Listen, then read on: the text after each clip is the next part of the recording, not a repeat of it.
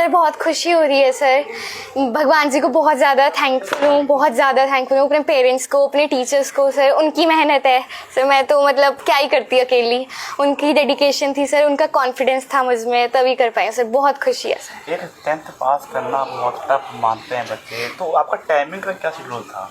Sir कुछ भी पास करना टफ नहीं है अगर आप मेहनत करते हैं। 10th तो सर पहला स्टेप है मैं कहूँगी, ये तो कुछ भी नहीं था सर।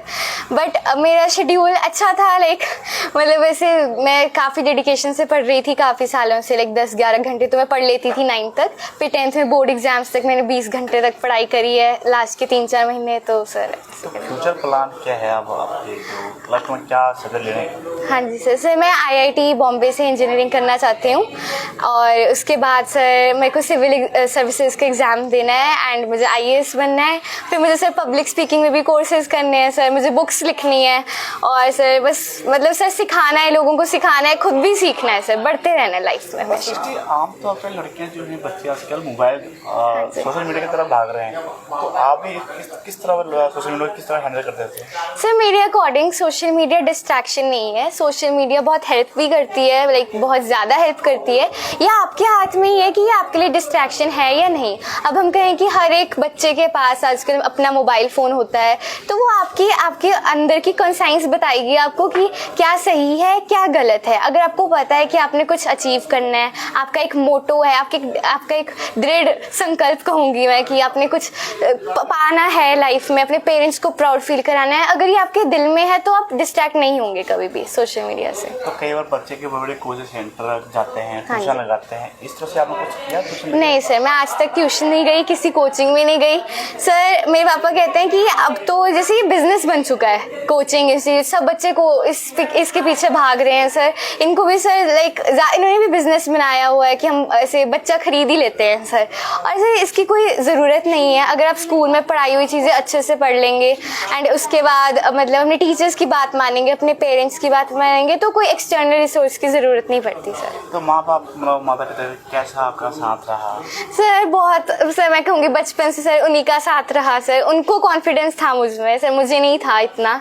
उनको हमेशा से पता था कि मैं कुछ कर लूँगी, मुझे नहीं लगता था कि मैं कुछ करूँगी, बट हमेशा से मतलब जैसे उनके घर में उन्होंने एनवायरनमेंट बनाया हुआ था, हमेशा बचपन से पढ़ाई को सीरियसली लेना सिखाया है एंड कभी मुझे किसी भी चीज़ में इंडल्ज नहीं करा, कभी मुझे प्रेशराइज नहीं करा पढ़ाई के लिए कि पढ़ना है पढ़ना है।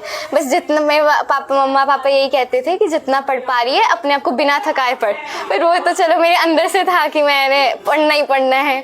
तो सर तो टॉपर गर्ल बन के हैं, तो सबसे बड़ा श्रेय किसको जाता है? सर भगवान जी को जाता है सर उनकी कृपा से ही हुआ है सर। उन्होंने मुझे इतनी शक्ति दी सर, मैं ये सब कर पाई।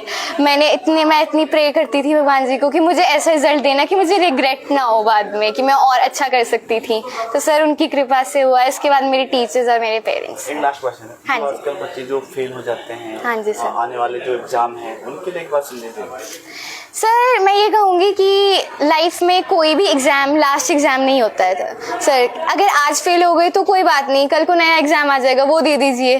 पर ऐसे ज़िंदगी को मतलब ऐसे रोक लेना, ख़त्म कर लेना या फिर गलत चीज़ों में पड़ जाना सर, ये बहुत गलत बात है। हमें भगवान जी को थैंक यू बोलना चाहिए हमेशा कि हमें इतनी अच्छी लाइफ मिली है, पेरेंट्स मिले हैं, हमारा शरीर अच्छा है, चल रहा है, हम बोल पा रहे हैं।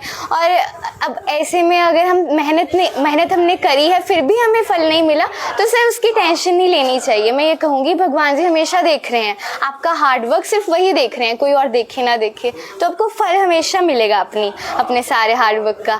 तो सर और हमेशा ये याद रखना है कि कई बार क्या होता है, ऐसे बच्चा एक दौड़ में चल रहा होता है, वो अपने आगे देखते देखते भाग रहा होता है, बट उसको पीछे भी देखना चाहिए कि उसके पेरेंट्स, उसके टीचर्स उसके साथ पीछे आ रहे हैं, उसके साथ दौड़ रहे हैं, उसके हाथ पकड़ के दौड़ रहे हैं। तो ऐसे में अगर हम रेस से गायब भी हो जाएं कि मतलब सुसाइड कर लिया, किसी गलत काम में पड़ गए, तो सर उनका सोचो ना जो साथ में रेस में दौड़ रहे थे। तो सर पेरेंट्स टीचर्स को लाइफ डेडिकेट कर दो सर, सब हो जाएगा।